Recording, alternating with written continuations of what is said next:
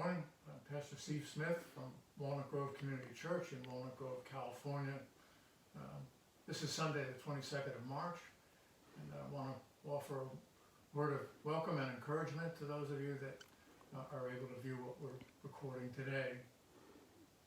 It's an unprecedented time, a time of great difficulty for society, for the whole world dealing with the coronavirus, and I want to offer a word of encouragement, a word of reflection today, not particularly as an explanation as to why this has happened, but it's somewhat of an encouragement as to where we might go from here.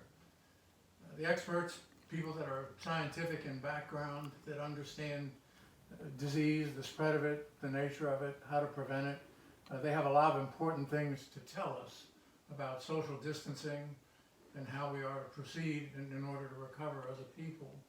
I certainly want to encourage you to do those things, but I'm taking a little bit of a different angle today. Not so much the question of why we are here, but where we might go from here. This is something that the Hebrew people, the people of the Old Testament, biblical time, have offered us as a way of understanding what we are to do and how we understand ourselves when we find ourselves in circumstances that are not of our own choosing.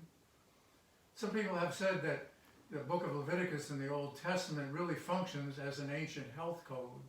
One of the things that Hebrew people understood was the nature of the way disease gets spread. That Leviticus, if you want to read it in a particular way, tells people how to isolate and not spread what is dangerous. So we are approaching that from the standpoint of 2020 science, but I refer back to what those people learned and shared in the book of Leviticus in the Old Testament, not so much to deal with specific scripture from Leviticus, but again to understand that it is unfortunately sometimes necessary to isolate. But when we isolate, we do not disrupt our sense of community. That's a real challenge, to have a sense of belonging to each other spiritually and emotionally when we are physically apart. Now, as I have said, these are circumstances that are not of our own choosing, but sometimes life, what Christians sometimes call providence, the circumstances that we're given, causes us, as the Old Testament says in the 23rd Psalm, to lie down. That the Lord, not necessarily with a heavy hand, but by way of life circumstance, beckons us to lie down, to be still, and allow ourselves to be restored. One of the ways to look at this, in terms of what we do when life asks us to lie down, to be still, to reflect, is to understand it as the 19th century Danish theologian, great churchman Søren Kierkegaard said, is we ask ourselves not so much where does the suffering come from, but where might it lead?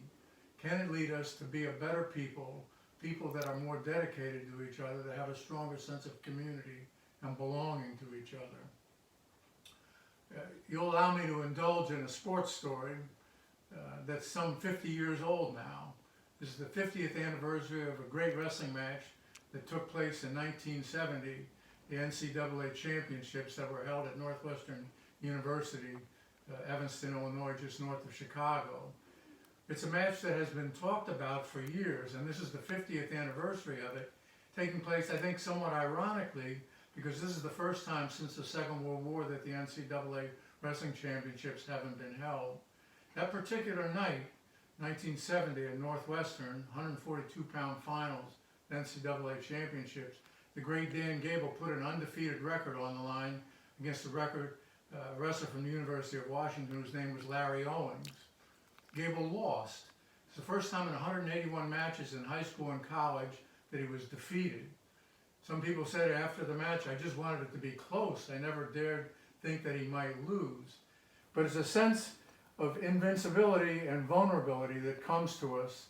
And what Gable had to say recently in reflecting on that 50th anniversary of that loss is he allowed it, with deep reflection, to change the trajectory of his life as an athlete and as a person. He realized he was not invincible, that hard things could come to him, that he could suffer loss, but the challenge was to change the trajectory of his life. He said up until that defeat, he felt he'd been making steady progress as a human being and as an athlete. But instead, in the wake of the loss and allowing it to tell him that he was somehow less than, he decided to take the occasion and become more than he might otherwise have been, to change the trajectory of his life. We talk a lot about trajectory, bending, flattening the curve. I mean, what we want in this situation is not for the disease to go up, but to flatten. Gabriel's illustration is different in terms of the curve. His life was moving along, making steady progress. The world knew him as a great champion. And all of a sudden, in the wake of a defeat, he found himself in circumstances he would never have chosen. How to respond to circumstances we wish we did not have to endure. That's the great challenge, to allow ourselves time to lie down, that the Lord might allow our souls to be restored. We encounter these times not just as individuals, not just as people trying to make our way in life, but if we look at this opportunity as this great difficulty, as also a challenge to be something more than we might do otherwise, we allow ourselves to be restored as a community, to allow our individual souls to be restored, but also to reach out, to touch in ways that are not contagious, but emotionally, spiritually, in ways that allow God to be for us what God might not otherwise be. Blessings to you. May the Lord restore us all to health and wholeness, to make us more as a people than we might otherwise have been. Blessings to you.